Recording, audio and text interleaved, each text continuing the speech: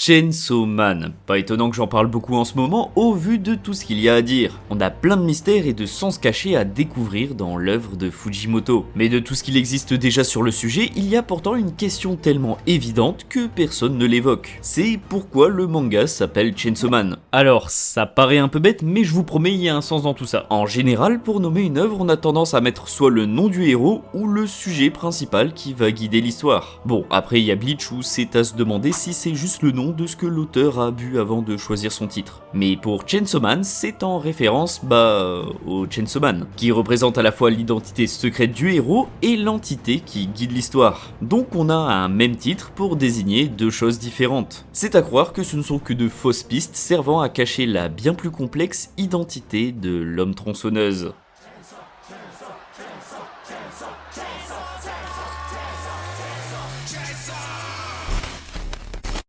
Avant de commencer cette enquête qui a pour but de découvrir la véritable identité du Chainsaw Man, il va falloir s'en douter qu'il va avoir des spoils. Donc si c'est bon pour vous, on peut commencer. Il faudrait d'abord savoir ce qui caractérise dans l'imaginaire collectif le Chainsaw Man. Parce que oui, dans cet univers, la notion de concept a beaucoup d'importance car ayant des répercussions sur le monde physique. L'exemple le plus évident est celui des démons qui incarnent chacun une peur bien spécifique. Leur pouvoir grandit en fonction de la perception qu'en ont les gens. En gros, si on les craint, ils deviennent plus forts, mais en revanche, si on se met à les aduler et les aimer, ils seront bien plus faibles que la normale. Ce qui donne un système de puissance ou power scaling, comme certains disent, assez amusant. Ici, on peut deviner la force d'un démon rien qu'en connaissant le concept qu'il incarne. C'est aussi pour cela qu'on comprend pourquoi les peurs primaires comme la chute ou l'obscurité sont aussi dangereux. Mais attendez de voir le nombre de personnes qui craignent la calvitie ou l'URSAF. Leurs démons doivent être vraiment terrifiants. Bien sûr, il y a des exceptions,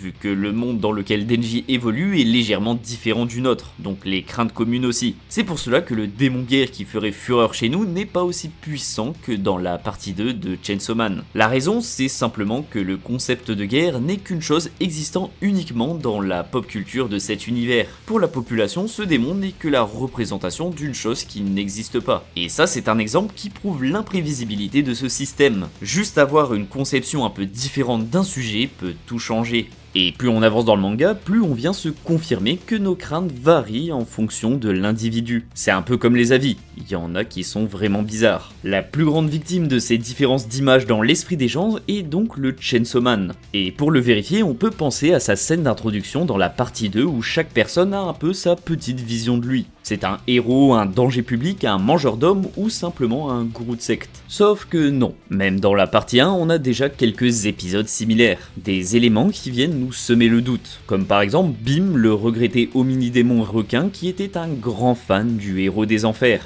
Pourtant, même face à Denji qui est censé être le porteur du titre, il lui dictera quand même comment il doit se battre ou même se déplacer. Bon, après ce sera juste un prétexte pour faire une référence à Sharknado. Mais bien sûr, planer sur la partie un autre élément qui révèle la nature incertaine du Chainsaw Man. C'est même ce qui a servi de réel fil rouge à la partie. Pourquoi tout le monde désirait s'emparer de son cœur? Pourquoi tout le long, les différentes factions se sont battues pour s'en emparer? Est-ce dans une quête de puissance ou juste l'envie de l'empêcher de sévir comme auparavant? La vraie raison, on l'apprend dans l'arc des assassins internationaux. Certains voulaient simplement s'en servir comme une monnaie d'échange afin de devenir assez puissants pour vaincre la seule personne qui en savait plus que tous les autres.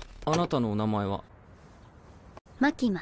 C'est la seule qui semble avoir bien compris la nature de son toutou préféré. Enfin, au moins sur l'utilité qu'il peut avoir dans tout cela. Sauf qu'on ne parle plus de Denji là. Lui ne sera à ses yeux, ou plutôt à son nez, rien du tout. Malgré plusieurs arcs d'interaction entre ces deux, la seule chose qu'elle perçoit est le cœur qui bat dans sa poitrine. Le vestige d'une bataille qu'elle a perdue il y a de ça bien des années. Son obsession uniquement dirigée vers la joie qu'il pourrait lui apporter est d'ailleurs ce qui causera sa perte. Car l'amour qu'elle pensait pouvoir obtenir grâce au Chainsaw Man servira aussi à la faire disparaître définitivement. Mais ça, on en parlera sûrement dans une vidéo dédiée à ce personnage. Ce qui nous importe ici est l'idée que dans toute l'histoire, la tronçonneuse est considérée comme l'outil qui peut tout changer, qui apparemment a même déjà façonné celui dans lequel nos personnages vivent. Les nazis, la Seconde Guerre mondiale, les armes nucléaires et tous ces éléments ayant fait partie des heures sombres de notre histoire n'existent pas. Enfin, n'existent plus, ne faisant désormais plus partie de la mémoire collective, excepté accepté pour certains démons. Mais malheureusement, nous on sait que ça a bel et bien existé. Donc Fujimoto, afin de faire en sorte que nous, lecteurs, saisissons la stupéfaction que ressent Kishibe en apprenant ces faits, on nous révèle que le Chainsaw Man aura aussi causé la disparition de notre sixième sens ou des 4 autres voies possibles hormis la mort. Choses qui n'ont jamais existé, pas vrai hein. En fait, le pouvoir du héros des enfers n'est juste que la capacité de créer une sorte d'immense effet Mandela, ou un retcon, c'est comme vous voulez. On a bien pu l'expérimenter dans les derniers chapitres. Lorsqu'il vient supprimer un concept, il ne va pas simplement l'effacer. Le monde en retour fera comme si ça avait toujours été le cas. Si les oreilles disparaissent, cela ne signifie pas que tout ce qui est associé en sera impacté. L'humain arrivera quand même à entendre et les animaux comme l'éléphant qui en avait besoin pour survivre se verront évoluer d'une manière à pouvoir faire sans. Donc dans le processus, hormis Pochita, personne ne saura ce qu'il s'est passé. C'est aussi ce qui nous permet d'ailleurs de mieux identifier le pouvoir du Chainsaw Man et ses subtilités pour cette vidéo, ce qui le rend craint et cible de désir. Faire disparaître le concept qu'incarne chacun des autres démons qu'il dévore serait minimiser son ampleur, car il n'est pas seulement la clé pour façonner le monde tel que l'on connaît. Après peut-être ça il l'a déjà fait. Seul Pochita ou l'auteur connaissent la réponse. Si la tronçonneuse n'était qu'un démon avec des pouvoirs d'effacement aussi simples que ça, on ne va pas se mentir qu'il n'aurait pas eu une place aussi importante, puisque lorsqu'on en parle, ce qui vient le caractériser ne sont pas ses actions ou comment l'auteur nous le représente sous sa forme de mignon petit chien ou de terrifiant homme tronçonneuse utilisant ses propres tripes comme seul vêtement. Non, ce qui fait réellement vivre le personnage, c'est comment les autres en parlent. C'est aussi pour cela qu'il semble au début de la seconde partie laisser en retrait au profit de Denji qui endossera publiquement le surnom de son compagnon. Même si sa façon de faire diffère un peu, pour tout le monde, c'est toujours le Chainsaw Man. Et pour continuer de rendre flou son identité aux yeux du monde, avec ça s'ajoute l'ombre du mystérieux imposteur qui revendique le même titre. Mais avec encore une fois une manière tout aussi différente de se représenter. Ici ce n'est pas une force de la nature ou un personnage au désir plus simple, mais plutôt le cliché du héros aux nobles intentions, punissant le mal dans l'ombre et s'exposant à la lumière. Donc on arrive au point important de cette histoire. Parmi ces 3 suspects, lequel de ces individus est le véritable Chainsaw Man? La réponse la plus évidente se tourne d'abord vers l'origine de tout, Pochita. Qui aurait cru au début de l'histoire que ce mignon petit chien servant à peine à couper des arbres et vaincre de faibles démons était en fait le sommet de la chaîne alimentaire. Ce revirement dans la partie 1 est tellement extrême qu'il alimente encore aujourd'hui certains mystères sur pourquoi a-t-il un jour eu cette place. Pourquoi le démon représentant le concept de tronçonneuse peut être aussi dangereux. Une réponse à ça que je trouve plutôt intéressante se trouve dans l'image collective que l'on a de cet objet. Si on demande quelle est la plus grande représentation de la tronçonneuse que l'on connaît, on ne pensera probablement pas à quelque chose en lien avec l'univers du bûcheronnage, mais plutôt à celui de la pop culture, et plus précisément à l'une des sagas de films d'horreur les plus connus au monde, Massacre à la tronçonneuse. Et avec ça à l'esprit, on comprend totalement pourquoi le Chainsaw Man noir est aussi puissant, car il n'est pas renforcé par le système de pouvoir dans lequel il évolue, mais plutôt dans l'imaginaire de celui qui a créé cette histoire. Dans un monde où les peurs primaires font loi, quel meilleur anti-héros que celui qui représente les peurs nouvelles? Celles qui ne sont pas ancrées en nous grâce à notre instinct de survie, mais de par l'amour que l'on peut avoir pour le divertissement moderne. Une peur créée de toutes pièces par l'homme si bien menée qu'elle peut devenir bien plus terrifiante que celle déjà existante.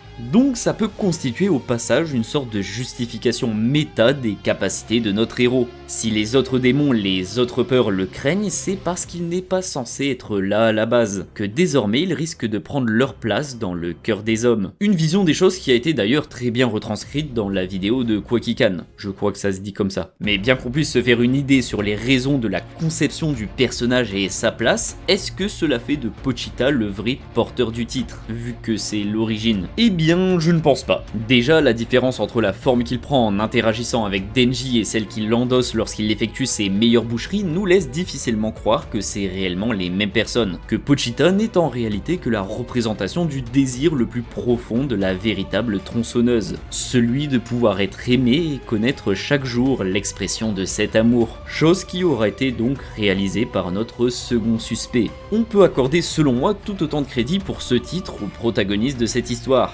Denji. Ça me paraît même logique. Bien que le monde ne veuille pas admettre son existence, il est pourtant le plus proche d'être le véritable héros aux tronçonneuses. En tout cas, c'est la plus grande source de ses agissements. Chaque apparition de l'originel seront déclenchées par les moments où Denji est au plus bas, uniquement pour défendre les désirs de son contractant. Donc bien que ce soit le plus spectaculaire à voir, il ne vient pas reprendre le rôle pour simplement éviscérer ceux qui osent s'en prendre à son bienfaiteur tel un vrai chien de garde. Il est plutôt là avant tout pour, à sa manière, réaliser les rêves de Denji. On l'a bien vu dans la partie 1 après s'être débarrassé de Makima et son équipe anti-tronçonneuse. Pochita se laisse juste guider par toutes les envies que lui a confiées par le passé son maître, comme manger un hamburger ou avoir un rendez-vous avec une fille, qui d'ailleurs se passera avec l'une des premières personnes que Pochita a supposé comme premier amour potentiel de Denji. Et donc pour la partie 2, la seconde rechute nous laisse alors supposer qu'on va avoir droit à une nouvelle phase de Pochita allant réaliser les rêves de son ami. Sauf que quel était le dernier rêve qu'il a formulé sur les cendres de son ancien foyer ?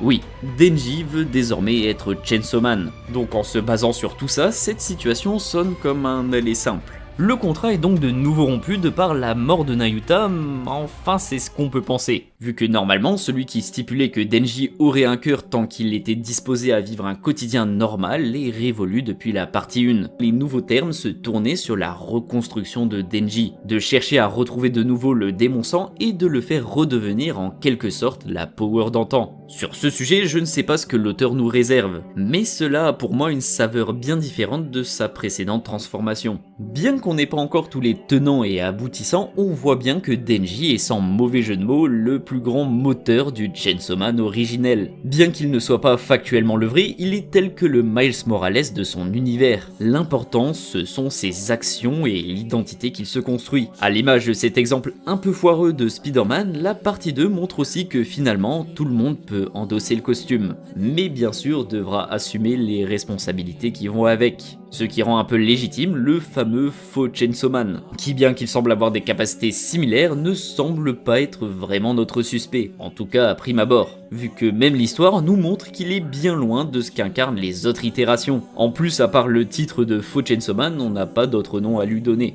Pourtant, il est clairement celui qui se rapproche le plus de l'image que se fait la population du héros tronçonneuse. Il est poussé par de nobles intentions, protégeant la population des horribles démons. Une identité donc bien plus héroïque et proche de l'image qu'a le personnage dans ce monde. Puisque pour nous lecteurs, c'est pas trop ça. Et c'est justement ce qui vient peut-être révéler la vérité qui est bien plus étrange. Il n'y a aucun individu qui représente réellement le Chainsaw Man. Car ici, personne ne semble coller à 100% à l'image qu'il possède. Il n'est qu'un fantôme, un symbole de l'immense bordel qu'est ce manga. Et quand on explore sous ce prisme le travail de Fujimoto sur Chainsaw Man, je suis obligé de revenir sur son œuvre précédente pour appuyer mes propos, son autre sérialisation Fire Punch, et plus précisément sur la notion d'identité traitée tout du long. Pour ceux qui ne connaissent pas cette œuvre, je vous fais un petit pitch rapide sans trop de spoil. Dans Fire Punch, on suit l'histoire de Annie, un jeune garçon vivant dans un village au sein d'un monde post-apocalyptique, qui se nourrissent grâce au pouvoir de régénération de notre héros. Et donc quand d'autres hommes découvriront ce repère de cannibales incestueux, ils préféreront brûler ces gens à coups de flammes inextinguibles. Annie se retrouvera être le seul survivant grâce à son pouvoir qui le maintiendra douloureusement en vie. Son seul but dans la vie sera donc de se venger. Sauf que quand on y regarde de plus près, le motif de vengeance n'a pas vraiment lieu d'exister. Le premier tome nous sert une histoire un peu cliché uniquement dans le but de donner une impulsion nécessaire à l'intrigue. Et puis Annie lui-même ne veut pas réellement se venger. C'est juste un prétexte qu'il prend pour oublier la douleur qu'il subit en permanence à force de brûler vif. Tout ça n'est qu'un point de départ pour réfléchir sur ce qui peut faire avancer un homme. Est-ce l'amour, la haine, l'envie de se divertir, de contrôler ou simplement la foi ?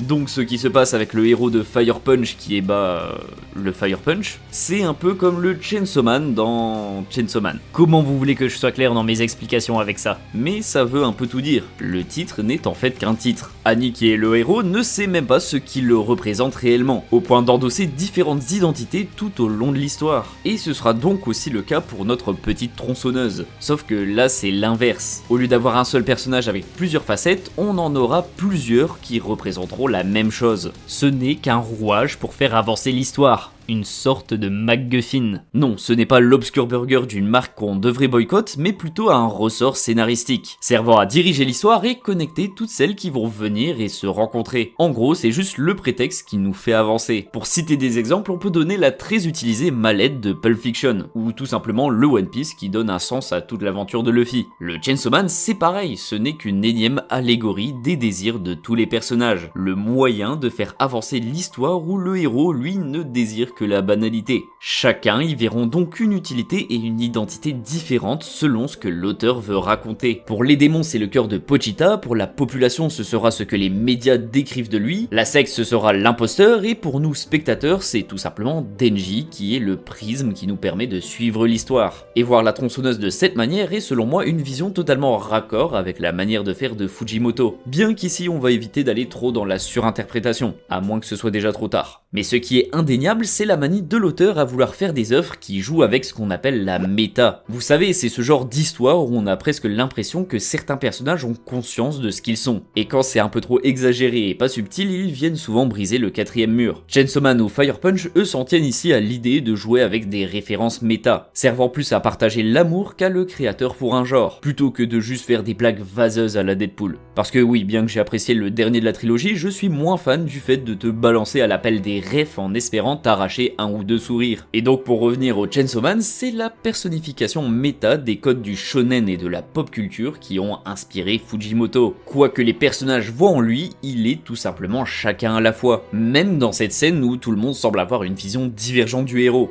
Bien sûr, s'ajoute aussi notre vision de spectateur qui vient compléter ce qu'est réellement le Chainsaw Man. Donc oui, cette vidéo me sert juste de moyen de parler de manière un peu plus large de la façon de faire de Fujimoto, qui est, on va pas se mentir, un sacré numéro. Le Chainsaw Man aura probablement dans son histoire une origine qui viendra donner une idée un peu plus claire de son identité, pouvant donc aussi contredire cette conclusion vu que l'auteur reste le maître de l'identité de ses personnages, malgré tout ce que pourrait dire un random comme moi sur YouTube. Donc la suite et fin de son œuvre pourra mettre un point final ou non à la question. Mais en attendant, tout ce qui fait son intérêt est le fait qu'il constitue le cœur de ce qui rend ce manga aussi intéressant, sa véritable identité est la base de cette histoire, l'incarnation du style si particulier de l'auteur. Et toutes les justifications de l'or seront là que pour l'ancrer dans son récit. La preuve, actuellement, il a même fait le choix de supprimer son véritable rôle de nos esprits. Donc peut-être que la question n'était pas vraiment quelle est la véritable identité du Chainsaw Man, mais plutôt laquelle il a choisi de nous faire voir. Et donc vous avez vu laquelle? Merci d'avoir regardé cette vidéo jusqu'au bout, j'espère qu'elle vous a plu, n'hésitez pas à liker, partager, vous abonner, vous savez comment ça fonctionne. J'ai fait d'autres vidéos sur Chainsaw Man, donc si celle-là vous a plu, n'hésitez pas à aller les voir, et d'ici là on se retrouve pour la prochaine. Passez sur Twitch, et comme d'habitude, j'ai toujours pas d'idée d'outro. C'est simplement par le système de puissance de Chainsaw Man, mais plutôt par l'imaginaire de son auteur. Il y a le chat qui a sauté là.